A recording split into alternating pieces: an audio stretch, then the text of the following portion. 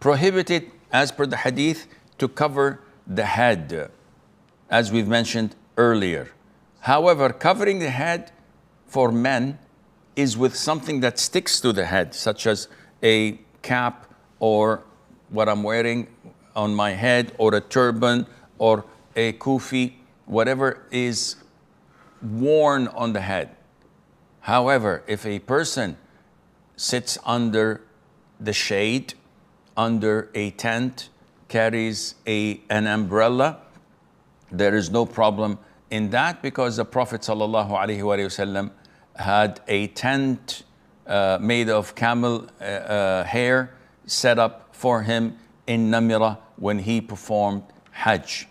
Number 4, to apply perfumes.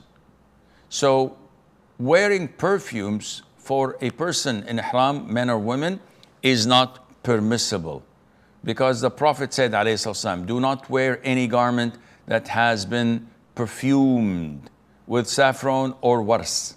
And these are type of perfumes that used to be worn at the time of the Prophet ﷺ. Any type of perfumes or fragrances is not permissible for a person in the state of ihram to wear. Before entering the state of ihram, you have no problem applying it on your body. So I'm at my home taking my ghusl before entering the state of ihram. And I apply my deodorant, I spray my body with fragrances or put lotions, whatever, no problem. It smells good. When I put my ihram, I should not put anything on my ihram clothes. Once I say labbaik Allahumma umrah or labbaik Allahumma hajj, and I intend that I am in the state of ihram, this is it. I can't apply any of that perfume. Whatever remains from the scent I applied before ihram, couple of hours, 5 hours, 6 hours, there's no problem in that. Prohibition number 5 is removing the hair by shaving, by cutting short, or clipping the fingernails of your hands or your toes. Because Allah Azza wa Jal says, and do not shave your heads until the sacrificial animal or your sacrifice has reached its place of slaughter.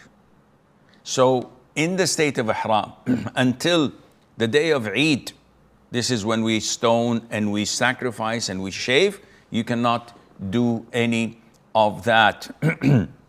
And this is the consensus of all scholars. However, sometimes I may have a problem with one of my nails that is hurting me and harming me, or I have problems in my hair that requires shaving, such as if I have a blow to my head and I need stitching and the doctors have to remove some of the hair.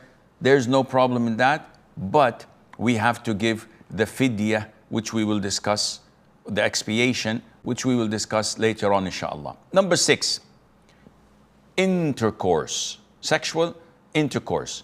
And this, if done before a person does the first tahallul. So we stood in Arafat. If after standing in Arafat and before throwing the pebbles and shaving the head, someone has intercourse with his wife, then the Hajj is invalidated on the spot. Not only that, he's obliged to complete the Hajj as if nothing had happened. He's obliged to slaughter a camel as expiation, and he's forced to come the following year and to make up for this Hajj which he had invalidated. Number 7, to masturbate or to have any type of intimacy lesser than intercourse. So any type of kissing, touching, hugging with desire, all of this does not invalidate the Hajj, but it is one of the prohibition of ihram. Number 8, killing game animals and hunting. because Allah Azza wa Jal prohibited that. He said, but forbidden to you is game from the land as long as you are in the state of ihram. Game of the land, which means I can fish, but I cannot kill anything that is considered to be hunted or game. Of course, there is an exception that the Prophet said anything that's harmful or assaulting you can be killed to protect yourself.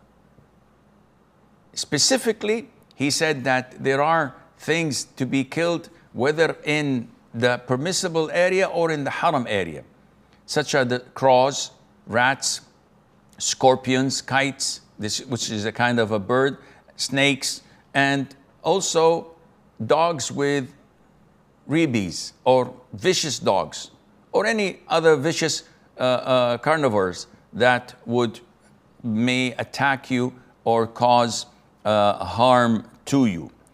Number 9, and this is the final one. Number 9 is proposing to a woman or getting married, conducting the marriage contract or accepting the proposal. All of this is prohibited in Islam because the Prophet said, alayhi salatu wasalam, the pilgrim in ihram should not get married. No one should give him his daughter in marriage, and he should not propose for marriage. So it's prohibited for you, even as a father, a guardian, to give the acceptance for the proposal, for him to propose to my daughter, or for a man to propose to a woman, or to even make the marriage contract. All of this is prohibited in Islam. هذا والله أعلم. Of course, in the state of ihram. Afterwards, it's all kosher, it's all good.